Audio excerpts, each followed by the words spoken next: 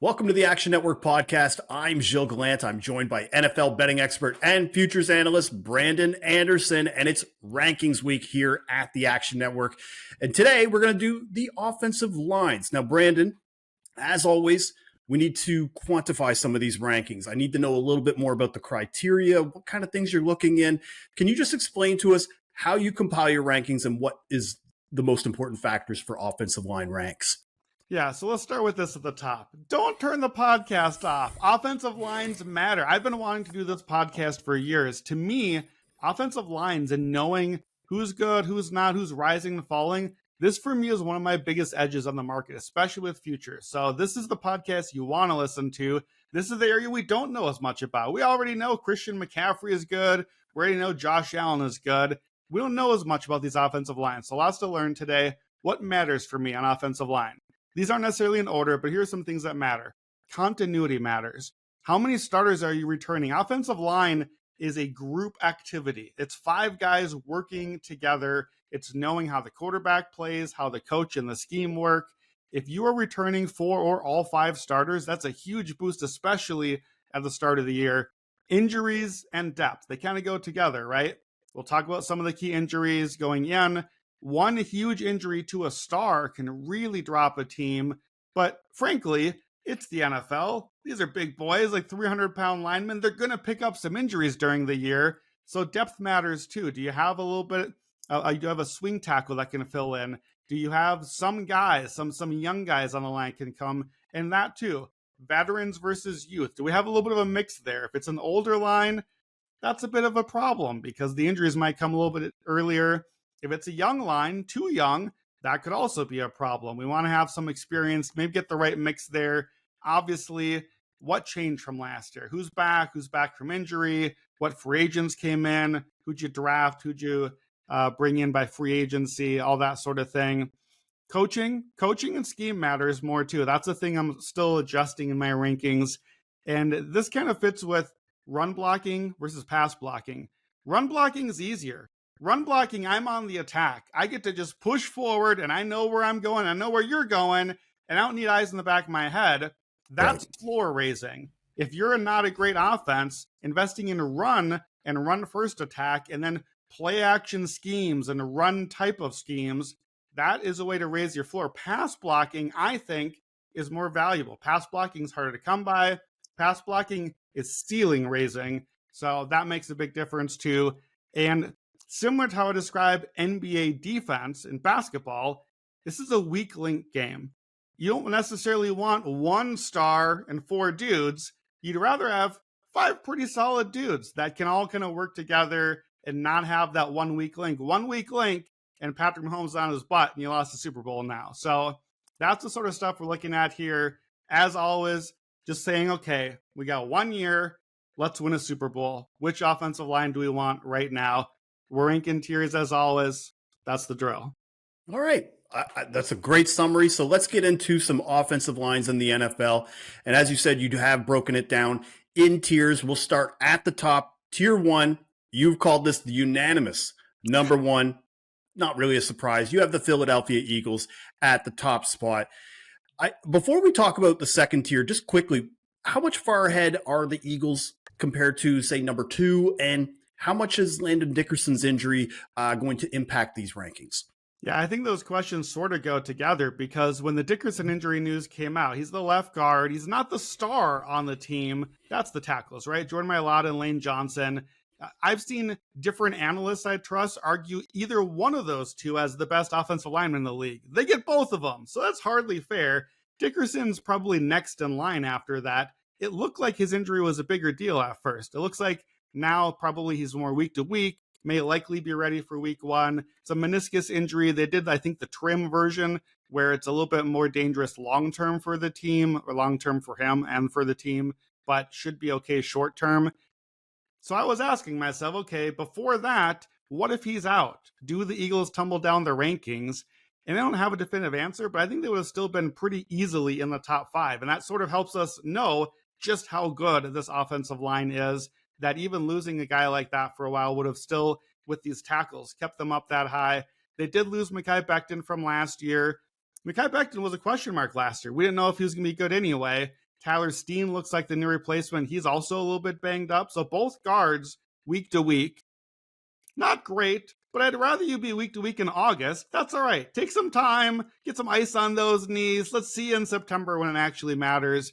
The Eagles I do a lot of kind of not groupthink, but I'm not a number one offensive line expert. I'm looking at Brandon Thorne. I'm looking at the PFF grades. I'm looking at all the other rankings. I look at 5 main different places for rankings: PFF, Establish the Run, FTN. Everyone has the Eagles at number one. Everyone. I did not see the Eagles not number one anywhere. They're the top, and they're in their own tier. I don't think you can make a real case for anyone else. Yeah, I think they have been consensus across the board, at least any of the rankings I'm also checking as well.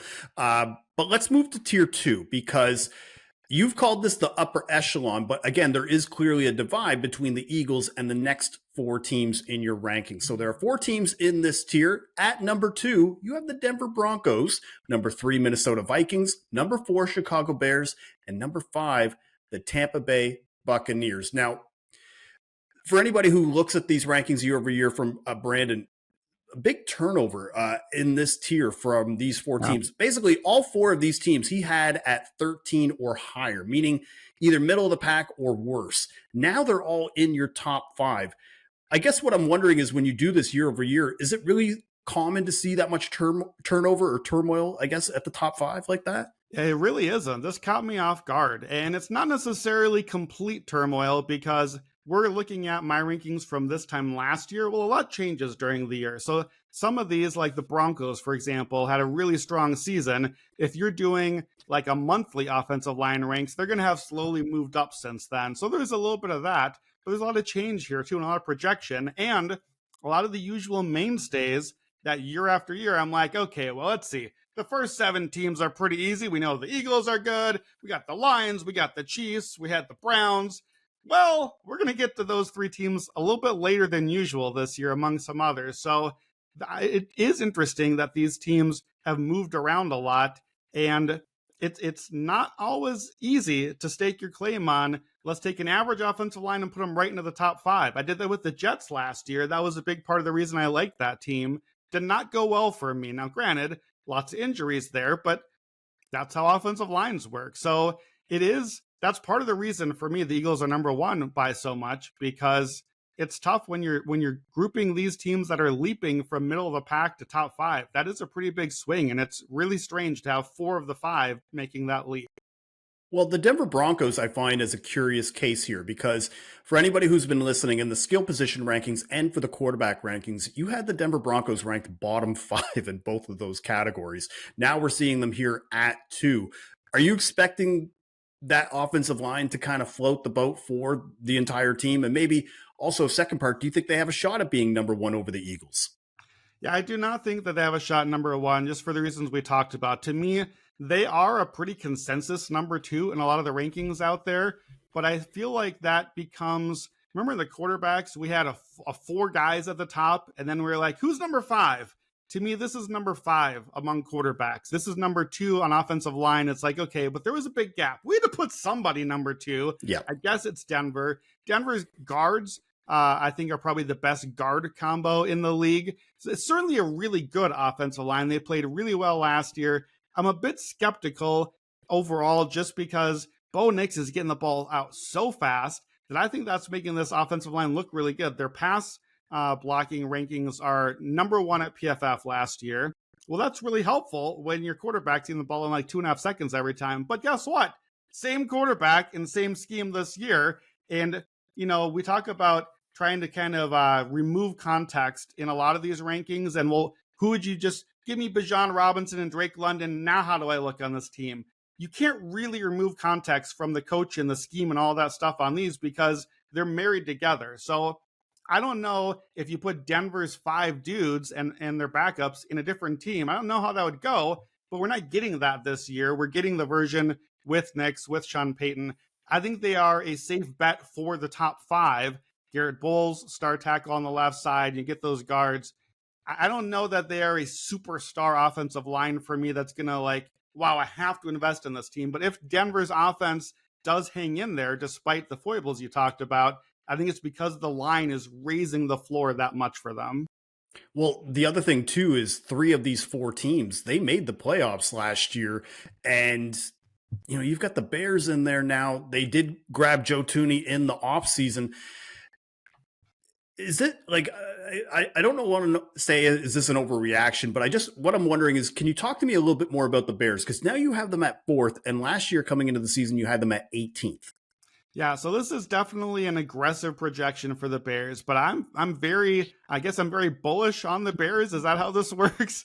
Yeah, it's not just Joe Tooney. Joe Tooney is awesome, is maybe the best pass protector in the league, certainly among interior linemen.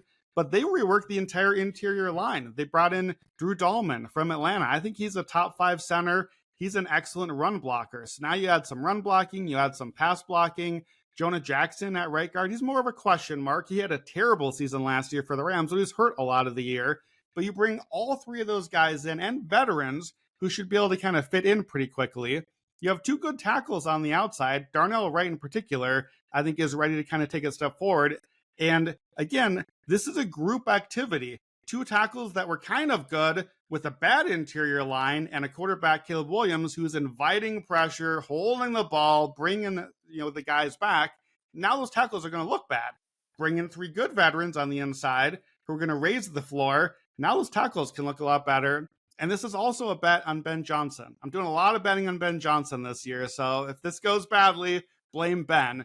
But Ben Johnson's scheme, there's no coincidence that the Lions had such a strong offensive line so many years with Ben Johnson. Just the way that they are scheming things up helps out the offensive line.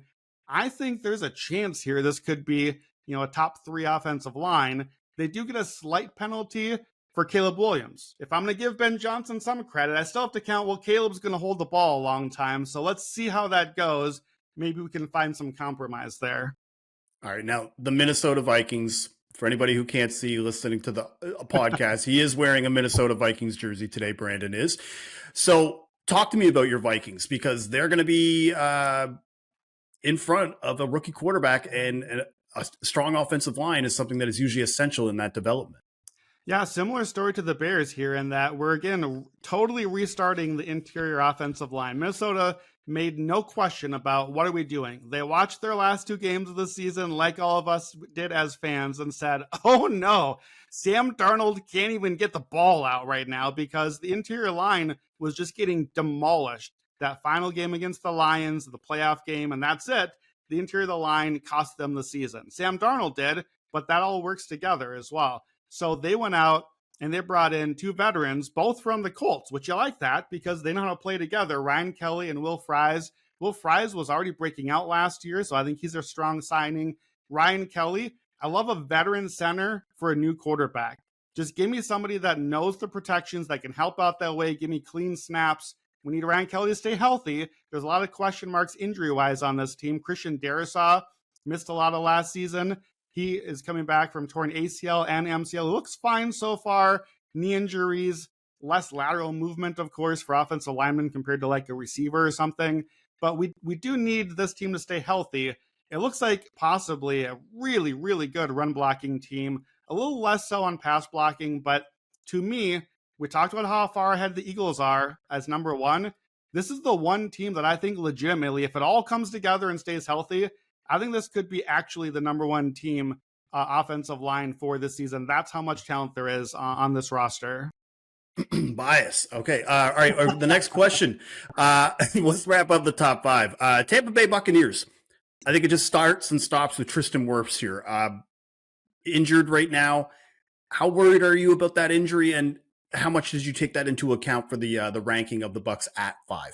I'm very worried about the injury, to be honest. There's no bigger worry among offensive lines. Tristan Wirfs is a superstar. He's as good as any offensive lineman, and we have seen with other superstar linemen like Trent Williams on the Niners, Teron Armstead with the Dolphins, or more recently Saints before that, Tyron Smith. I don't need to tell you about that. When you get that stud lineman goes out for your team, that can just take your entire offense out. Like, everything is different, and I'm not overselling it. Tristan Wirfs, until he plays, I can't really get excited about investing in Bucs futures or even week to week. It's that big of a difference.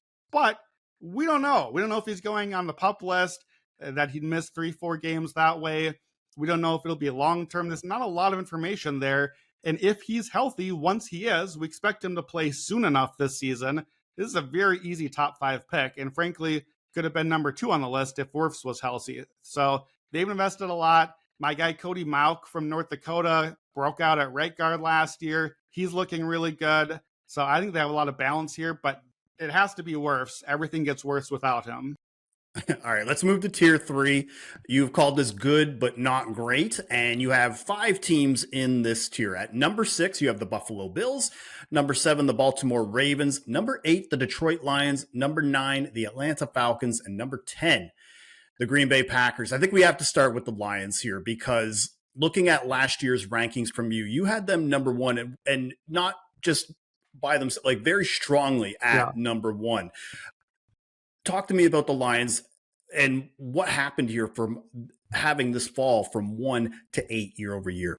Yeah, everybody's heard of Penei Sewell. He's fantastic on the right tackle spot there. He's going to do a great job at everything. Frank Ragnow, the center, he's retired now. Bit of a surprise for them. I think that is a massive loss for them. Nate Tice, who's a guy that certainly knows offensive lines, he's got some stats. So since 2022, when Ragnow's been on the field for the Lions, minus garbage time, the Lions ranked number 1 in EPA per play, number 3 in success rate. When he goes off the field, listen how that drops. 12th in EPA per play and 23rd in success rate. Bottom 10 success rate from top 3. That's how big of a difference Ragnow has been. And again, I hate to keep coming back to this, Ben Johnson is not on the Lions anymore. So if that scheme that really helps has moved toward Chicago, we still have Hank Fraley, a really good coach. So it's not like they're starting over, but you lost your center. You're now basically having 3 new interior offensive linemen because Graham Glasgow moves over to center. That's new. That's not a returning starter now. That's a new spot. And you have 2 brand new guards. I don't know that we need to be out on Detroit, but 8th from 1st is a pretty big drop. I think we should be very cautious with them where that has been a mainstay strength for them. And there are some question marks now. Well, Buffalo, let's talk about the Bills now because continuity was one thing that you had brought up that is very strong in what you take into account for your rankings. And I don't think where you rank them at 6 is egregious by any stretch. But I guess what I'm wondering is what happened why they weren't in tier 2? That's kind of what I'm wondering here because a lot of the rankings that I see, they are probably around the top 5 range. And I guess what I'm wondering is what happened where you would downgrade them to tier 3 instead of having them in tier 2 with the other teams? Yeah, it's just a small thing for me. I have seen them at a lot of like 2nd and 3rd in rankings. I just can't quite, to me, 2nd and 3rd means you have the ability to be elite. And I don't see this as an elite offensive line. I see this as a good offensive line. So I'm putting them in my good 6 to 10 range. I think they're a very strong bet to finish top 10. I just don't think that they're quite at the top of the list. This is a bet on for Buffalo continuity, which is something they've bet on for years, but they've also had incredible injury luck. The last 2 seasons combined, they've kept continuity in part because they've lost 1 injury game to their offensive line. That's 10 offensive linemen over 2 years. 1 game is insane luck, but I think everyone basically agrees this is not the most talented unit. It's working because they know each other and they're healthy and they're playing together and they know how to play with Josh Allen. That really matters. But also, Josh Allen is fantastic eluding against pressure. That's going to make your line look a lot better.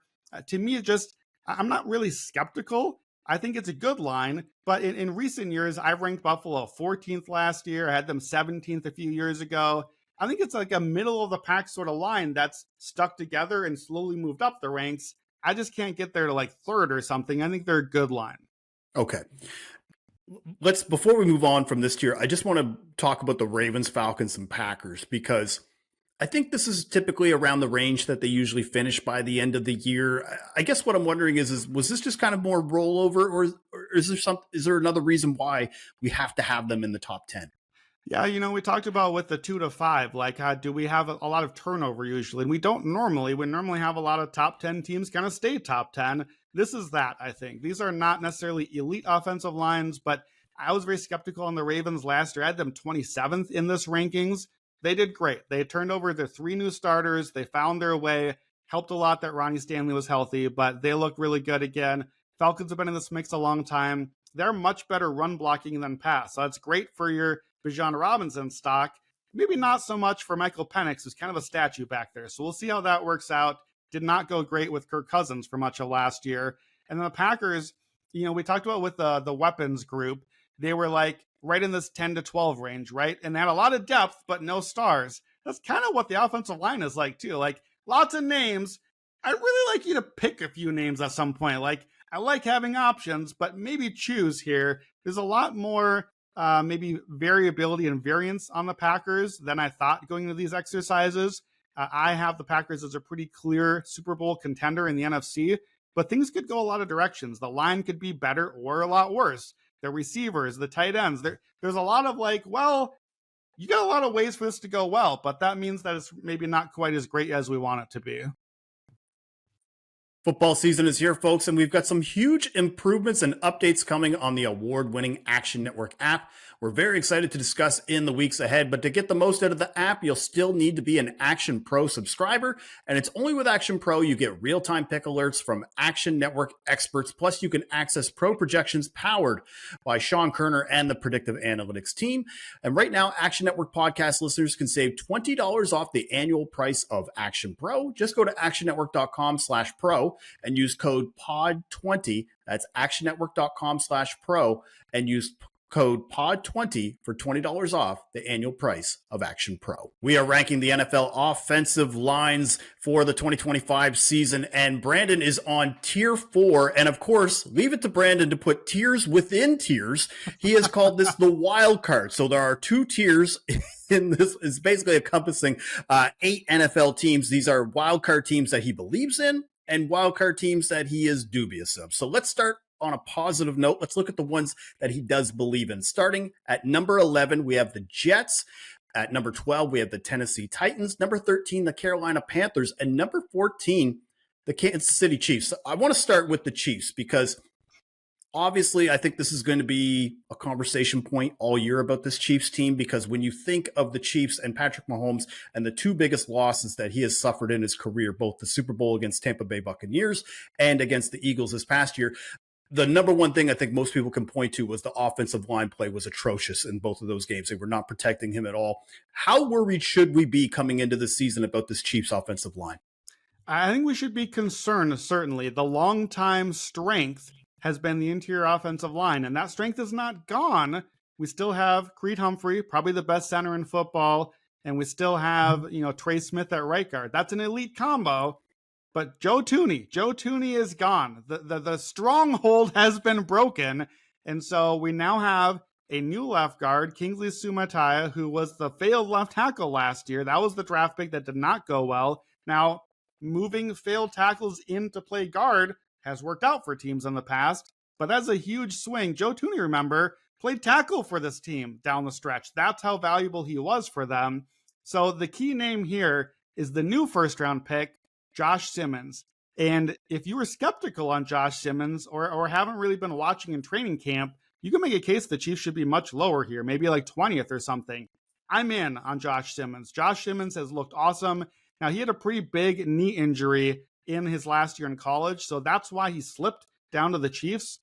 Brandon Thorne, who to me is probably the preeminent offensive line expert, he said Simmons was his number 1 talent offensive line in the draft.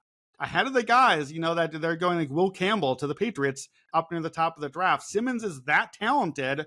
It's just that the injury question mark was so big. Well, we don't know about the injuries. We don't know how he'll stay healthy. But right now, it looks like the Chiefs got a huge steal and might have finally found that franchise left tackle. Like, can we please get some tackles for Patrick Mahomes? It's the one thing that they have not had all these years there.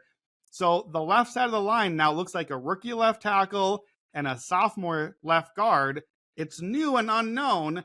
I like Simmons a lot. I think there's a chance that Simmons is the answer, and this quickly goes back into the top 10.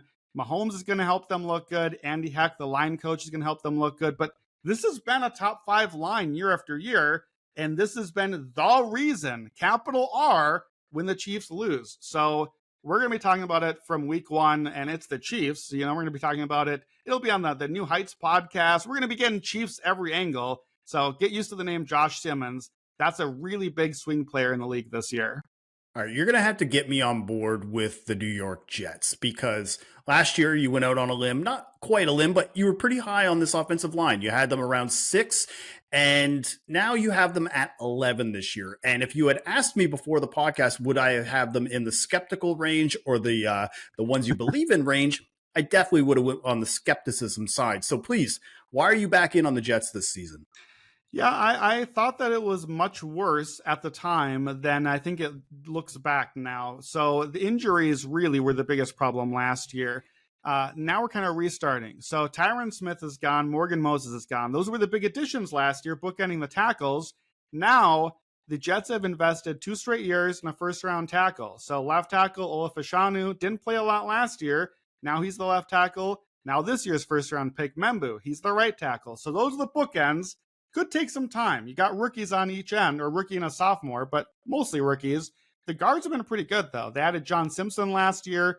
That's just like a fine top 12-ish guard last year. Elijah Vera Tucker is a really good player. He actually stayed healthy. Joe Tippmann had a good season at center. I think that there's a lot of potential on this line. And a thing I like is Tanner Engstrat. He's the new offensive coordinator. And I know I'm saying this name a lot.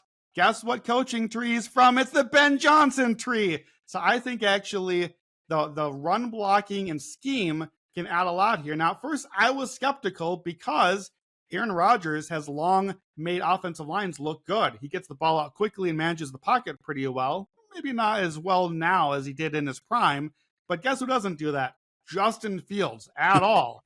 But Justin Fields is a good runner and probably portends a more run-centric offense. That's what Tanner Engstrad would look like as well. So I think there's a chance if they lean into the run, which is what you should do if you have Justin Fields, a running back, playing quarterback, that this could actually be a pretty good running team, especially with 2 good options in Breece Hall and Braylon Allen.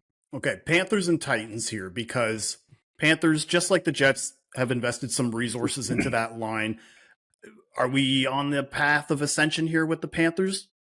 Yeah, I really like the ascension on both these teams. But the Panthers has just been a slow ascend. They've invested a lot in the line. They put a lot of money into the 2 big guards last year. It's a very strong run blocking team, and they are putting big boys in front of Bryce Young up the middle, which I think worked pretty well for them last year. So it's kind of a slow ascend for them. With the Titans, it's a much bigger jump, and it's maybe one of my riskier projections. Maybe the Titans are my Jets in the rankings this year. I don't know if that's a compliment or not, but they're a team that I'm projecting to take a big step forward. So they go out and they get Dan Moore, left tackle, Kevin Zeitler, right guard. That's from Zeitler came over from the Lions. Those are quality, above average starters. They bring back Cushenberry, the center, who's been hurt with Achilles. He just got activated off of the PUP list. He looks ready to go for the season. And then the other 2 guys, Skoronski and Latham, those are first-round picks. So these are 5 now very talented linemen. This is clearly a team goal. We are going to get this offensive line set. We're going to focus on the trench, and we're going to get that ready for our rookie quarterback. Now, we got a rookie quarterback, probably not going to make the line look that good, and we have a lot of new starters. So I think it will take some time. But the Titans' offensive line, a line that I had dead last in these rankings 2 years ago, I think they have legitimate top 10 potential. Maybe I'm a year early. Maybe I'm a half a year early. But I think the Titans can really improve a lot on the line this year, as much as anyone. All right. Now we've talked about the good side of the wild cards. Let's turn into Negatrons here. Let's talk about the ones that we're skeptical of. And at number 15, you have the San Francisco 49ers, number 16, the Indianapolis Colts, at 17, the Washington Commanders, and at 18, the Los Angeles Rams. The Colts is one that let's talk about it a little bit more because I think they're closer to top 10, but and I feel like when you have a guard like Quentin Nelson, like they're always near the mix, near the top every season. But why did we downgrade them? Like last year, you had them at 3rd coming into the 2024 season. Now you have them down to 16th. So it's very simply, explain yourself. Well, okay, so I still have Ryan Kelly and Will Fries at 3rd. They're just wearing purple this season instead of blue. So that is part of the problem here is you lose 2 of your quality offensive linemen. I'm going to have to downgrade you a little bit. Now, they still kept the other 3 are pretty good. They have a very underrated, solid tackle combination. Obviously, Quentin Nelson is a name we know. Like, we don't know a lot of offensive line names, if we're being honest with ourselves.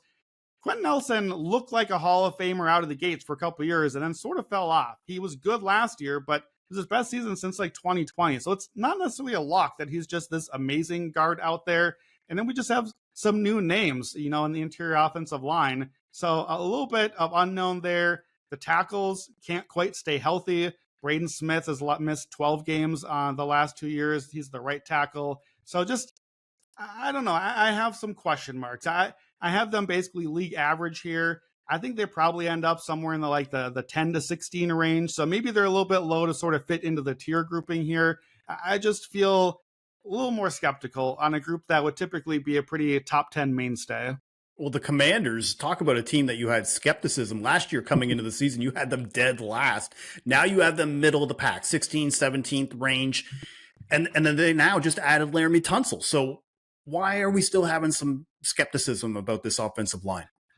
Yeah, I think it's a lot of variance and at least a reason to be early caution on the team. So Sam Cosmi is the name that you need to talk about with Washington. Of course, Tunsil is an elite pass protector, had a really bad year for the Texans last year, but typically he can be on an island. He can take care of things. You get a left tackle like that, especially with a creative quarterback like Jane Daniels, and they need to get on the same page, but that can be a huge boon for them. Sam Cosmi, until the addition of Tunsil, was the guy on this team. He was the right guard, but the best offensive lineman. He tore his ACL in the playoff game that we saw. So that's this calendar year. So that is not necessarily ready to go to start the season. There's some unknowns with him. How soon will he be ready to play?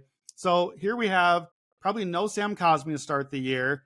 We've got Tunsil on the left, but a new addition. We got a new right guard that's kind of filling in. They did add some depth. Allegretti, Andrew Wiley. They were going to have a new, probably rookie right tackle. Josh Connerly is at least pushing for that job. So there's just a lot of moving pieces here. And I think last year what happened was everybody was out. They were near the bottom in all the rankings. And then they were really good. And suddenly, like mid-season, they're like, oh, wow, Washington, top 10. And then there were some injuries, but things sort of fell off a little bit. And if I'm being honest here, Cliff Kingsbury helped the team a lot to overperform early. Did they maybe hit the cliff, the cliff later in the year? We missed our old friend, but maybe he's back. The line fell off a lot toward the end of the season. So I'm being cautious. I think maybe somewhere in the middle, but I do think this particular team, this is one where, like, fast forward to mid-season, push them up or down 6 spots. I don't think they're in the middle. I think they are a real wild card team. The Rams, bit of a hype train right now, even with the Matthew Stafford injury. But I will say, for an 18th rank, a bit lower on the consensus than others from what I've seen, where the Rams are ranking for their offensive line. What's the concern? Yeah, the real concern for me here, it surprised me, honestly, how low they ended up. But left tackle Alaric Jackson is dealing with blood clots in his leg. And it's the second time he's done that. And we know with athletes, that can be something that ends your season. You just kind of have to wait it out. So they've signed DJ Humphries, a 10-year veteran. He looks like the left tackle right now. DJ Humphries was supposed to be a left tackle for the Chiefs last year. If that helps you figure out just how good he's been, there's a reason he was available. So he never really recovered from an ACL tear he had. That's a big gap on the left side. And the Rams have been an offensive line that had a ton of injuries last year. They had 12 guys play 50 or more snaps on the line. I don't know if you know this, but you only play 5 linemen at a time. So 12 guys is not a formula for success.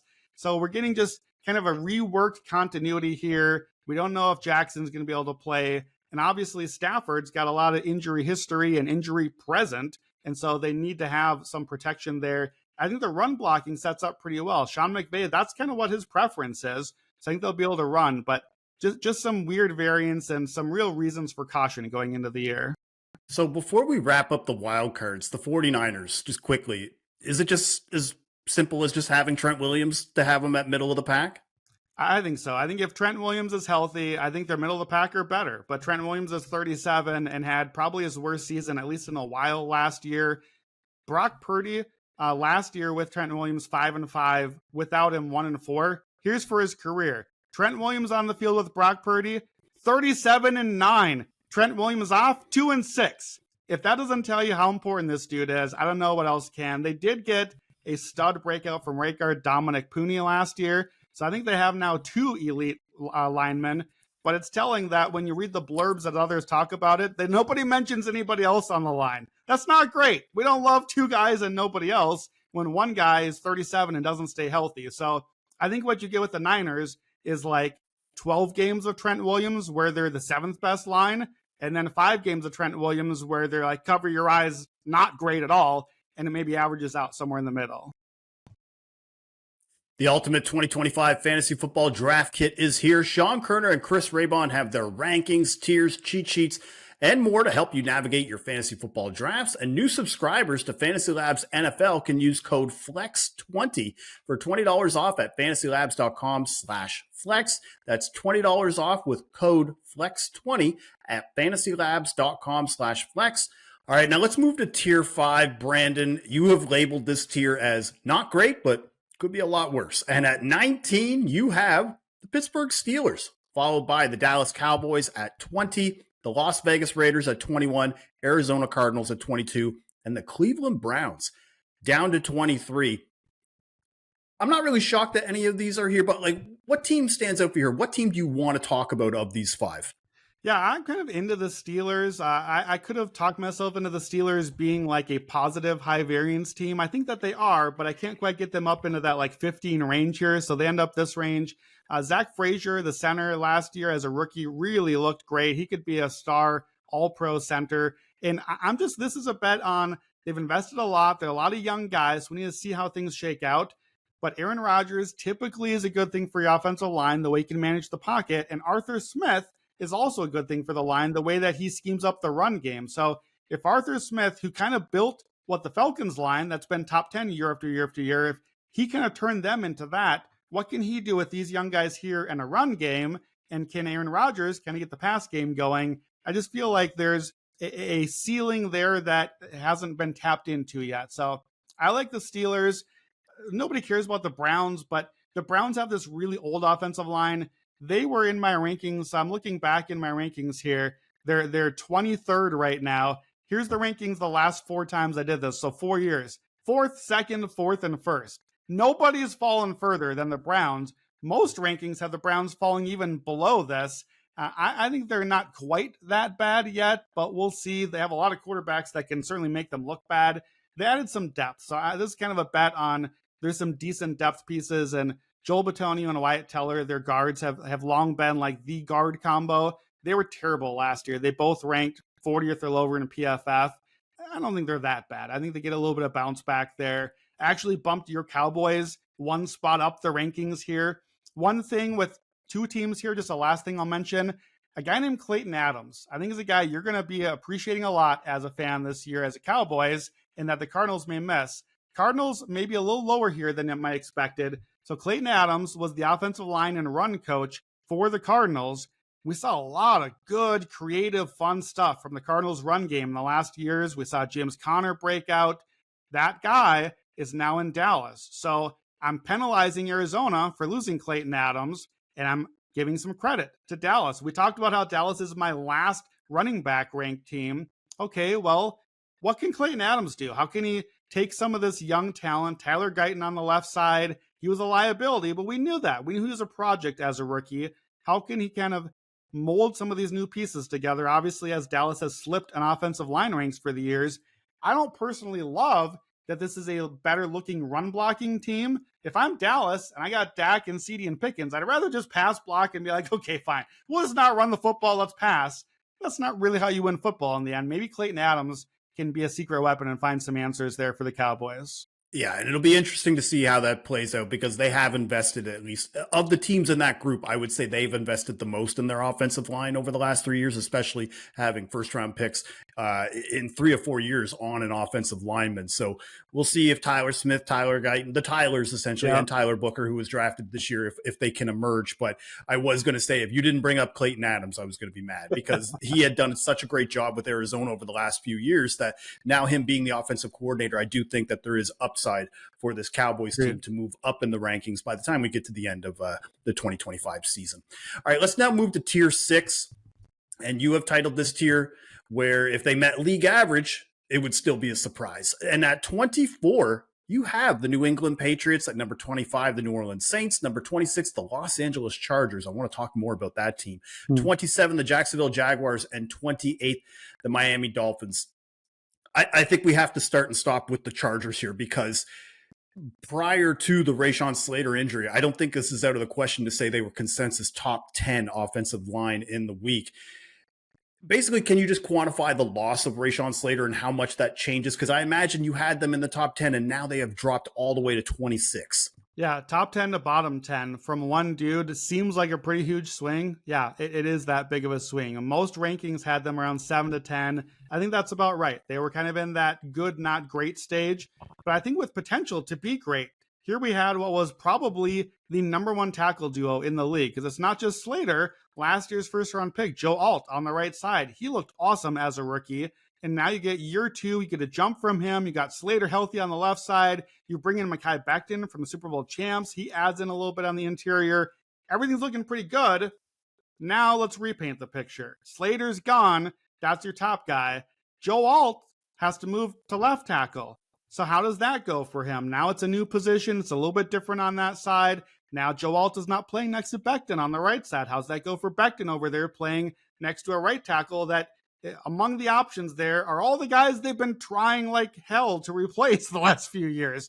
Now they have to start one of them. They got to start Zion Johnson at his third new position. They have tried him at center now, so they kind of have to reshuffle how the guards look. Don't forget, this team lost Corey Linsley a year ago. He was one of the best centers in the league. So now you're down Linsley and you're down Slater. It's a huge drop-off. I think it's a big problem. You can have a real cascading effect on these offensive lines where you lose one star and everything starts shuffling around.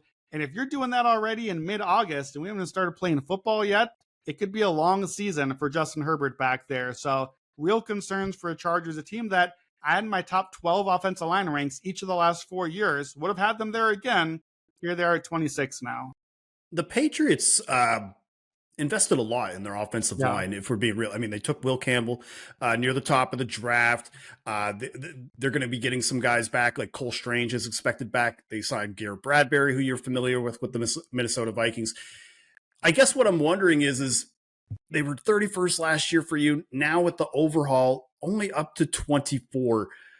I guess how are you feeling on the changes? I guess by the ranking, you're not feeling pretty good.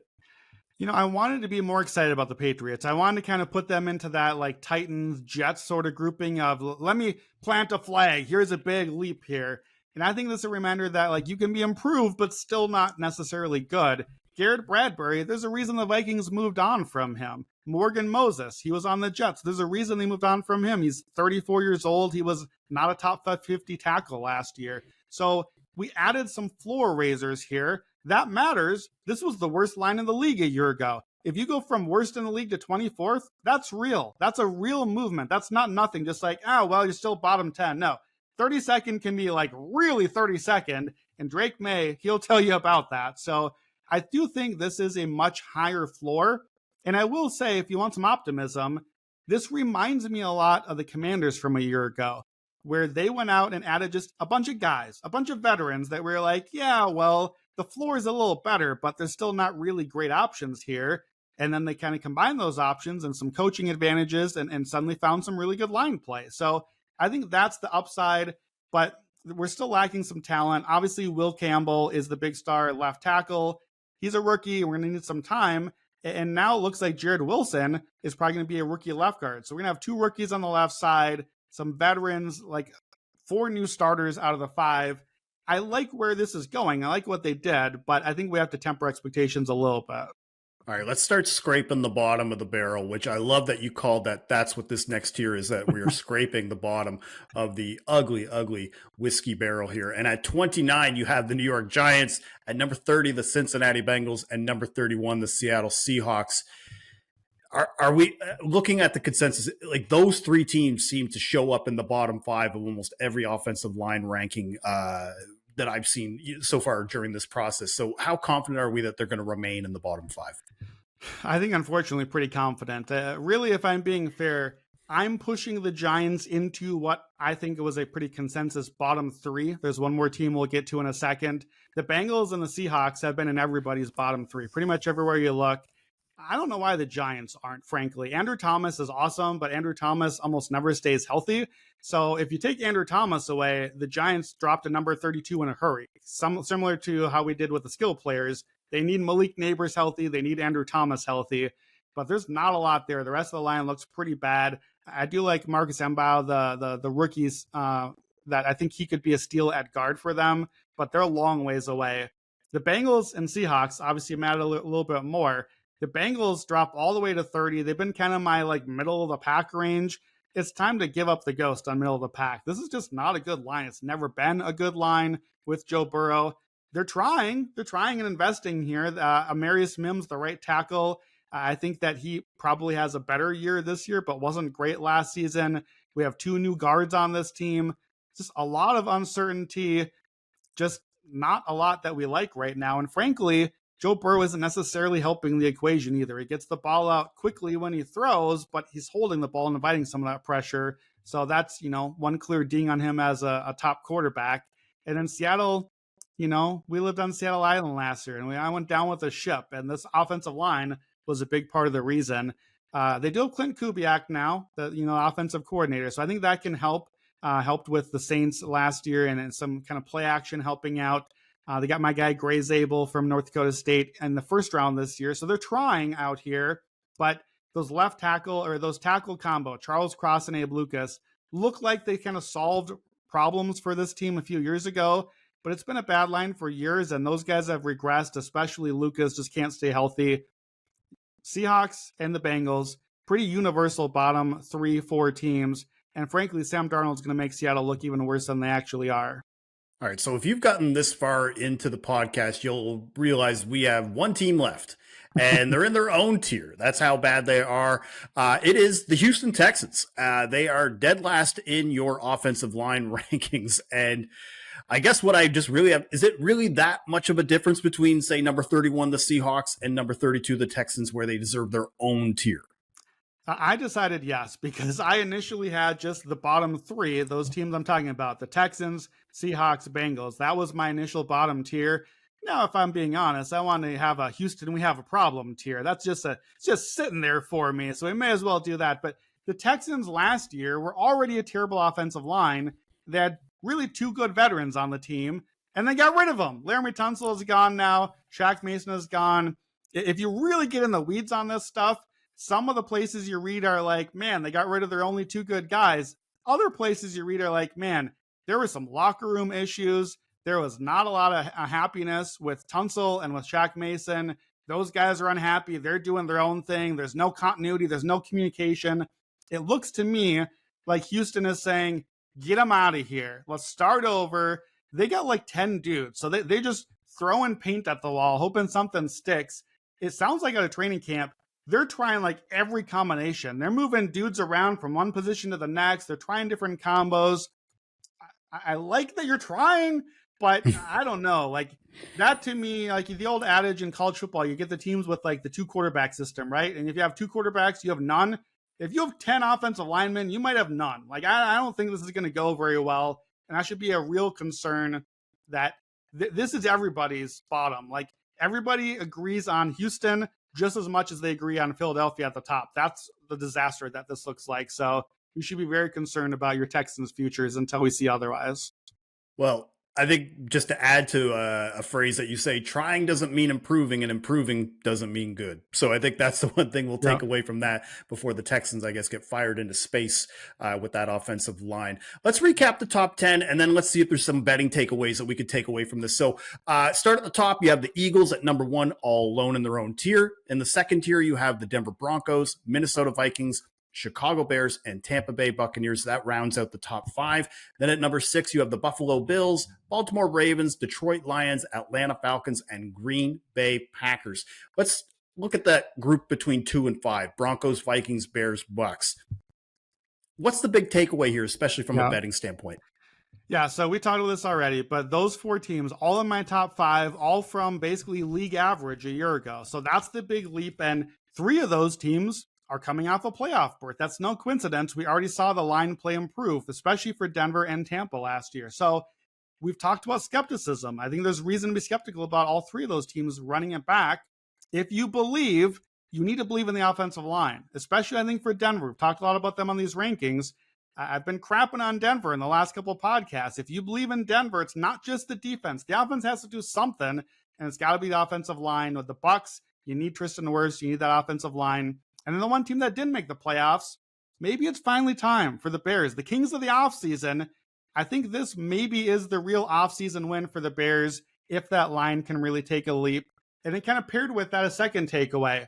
Real orange flags, at least, maybe red flags for two teams that are annual Super Bowl contenders right now and annual top of the offensive line ranks. It's the Lions and it's the Chiefs. We talk about the Browns. The Browns are the biggest fall in the ranks, but the Browns are irrelevant this season. The Lions and the Chiefs matter. They're top 5 in all the Super Bowl odds everywhere. The Lions drop from number 1 with a bullet down to 8th in the rankings, and the Chiefs drop from perennial top 5 all the way down to basically league average. Remember, I'm being a little bit optimistic putting them at league average. So how does Josh Simmons, one more time, how does he come out and play for the Chiefs? How does that look on the left side? Can Patrick Mahomes actually have some time? Could that turn good? Could Mahomes finally have a blindside protector enough to chuck it down the field to Xavier Worthy and some of those deep ball targets? It could go that way as well. That's scary for the rest of the league. And how far back do the Lions drop? Without Ragnow, without Ben Johnson, we know they're going to drop off some. How much will they come? What do you think about Lions or Chiefs? Who would you feel a little more skeptical of in this sense going into the season? Probably the Lions, just because of the offensive coordinator position, and then the center. We talk about Jared Goff as well from a quarterback standpoint of just where you almost need everything to go right for him to look elite, whereas Patrick Mahomes is able to patch stuff together and make it work. So I think it will affect the Detroit Lions more than the Chiefs, but it remains to be seen. I want to actually look at the bottom of your rankings because the Cincinnati Bengals and Houston Texans, they're both going to be pretty popular teams to either make the playoffs to bet or to win their division. And yet you have them ranked bottom 3 for their offensive lines. Yeah, I mean, I think those are the two teams, and maybe the Chargers too, depending on how that line looks up. Those are 3 teams that are among the playoff favorites in the AFC. I think a lot of people would put all 3 of those teams into their playoffs. So I don't know that we need to put them all out of the playoffs. We've seen Joe Burrow produce throughout his career without really much offensive line help, but we need to be cautious. I think compare that, for example, to the Bills and to the Ravens. We've now done 3 of these ranking podcasts. The Bills or the Ravens have been top 7 at quarterback and at skill position and now at offensive line. Bills not at skill position, but top 7 again, quarterback and offensive line. So here you have good quarterback, bad offensive line. Not the combination that you want. So I think we need to be skeptical at least, and you need to think long and hard about it. And can they win the division? Well, that's one thing. What about in the playoffs? Can I win 4 games now coming out of my division? That's a little bit harder thing. We've seen it even with Patrick Mahomes. If that line is not there, you can't necessarily get all the way to the finish line.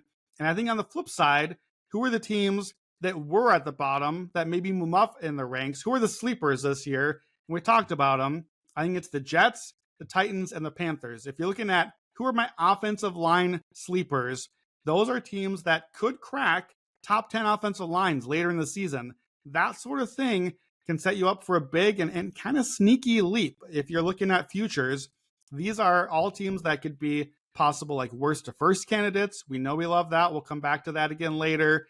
Again, I don't know that the Patriots are quite necessarily in this group. There's a lot of Patriots hype this year, so I think be careful there. And one note with the Jets and Titans in particular, lots of new pieces. So we're rotating in left tackle, right tackle for the Jets that are just young guys. The Titans are just kind of starting over at the line. I didn't even mention, I think somehow Bill Callahan.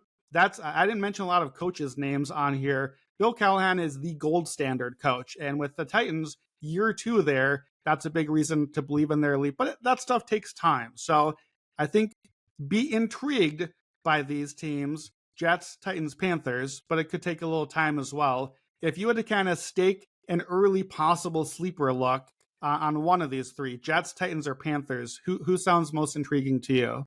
Oof. Well, and I told you already that I wasn't really too high on the Jets. I think I would take the Patriots because again, I'm looking. when it comes down to this, when I'm splitting hairs, I start to look at the outside parts. I start to look at Sure. coaching and start to look at the skill position players, or even just a quarterback who can get the ball out, who will make those pass blocking grades look even better, kind of thing. So I think because of the three, that I still believe that Drake May is the best quarterback of the three. I think Mike Vrabel is the best coach of the three. I think that's kind of where I stand right now, but it's not a strong leg to stand on. Brandon, before we get out of here, is there anything else that we should look at before we go? Yeah, one last thing just to kind of keep in mind here with these offensive lines. Obviously, we're ranking for the whole season here, but there has been a lot of change. We talked about that throughout this podcast. Lots of change in the rankings, lots more movement, I think, than usual. So with that variability, remember how valuable it is to have continuity early on. Denver, Buffalo, some of those teams I said, not necessarily as high in the long run, but we should be counting on those early. But I want to point out 5 teams for you here to maybe be a little bit careful about investing in too early, because we got some new pieces, got some early question marks that are going to take a little bit of time. Now, we just talked about one of them, the Lions.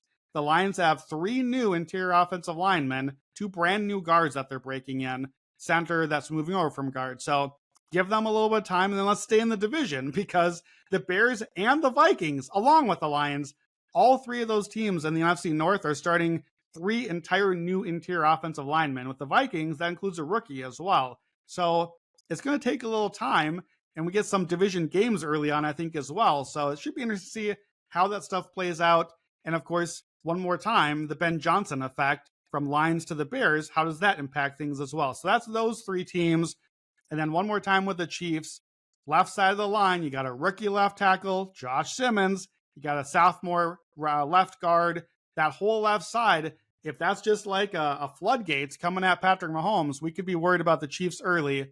And I think the big one, until we find out Tristan Wirfs is playing, you got to have everything about the Bucs ranked a little lower. I cannot buy any futures ticket on the Bucs, because I have to believe that they're going to get worse and look worse and become better odds for me to invest. And I'm not out on them for the season, but I'm not buying any Bucs stock right now, or even week-to-week games, till I see Tristan Wirfs out there. And then that might be a chance to invest later on. So keep an eye on that name. Keep an eye on some of these teams early on as they kind of round into form later in the season. Okay. Well, that'll do it for today's episode of the Action Network podcast. I want to thank you for tuning in, and you'll hear more from us, of course, over the next couple of weeks as Brandon continues his NFL rankings. We're going to look at coaching staffs, offense, defense. So don't forget to leave us a 5-star rating and review wherever you listen to the podcast. Download the free award-winning Action Network app. You could save $20 on an annual pro account by using code POD20 at actionnetwork.com/pro. Also, Action Network Discord. You got to check that out. There's a link in the episode description of this podcast. For Brandon Anderson, I'm Gilles Gallant. Thank you again for listening to the Action Network podcast, and bonne chance.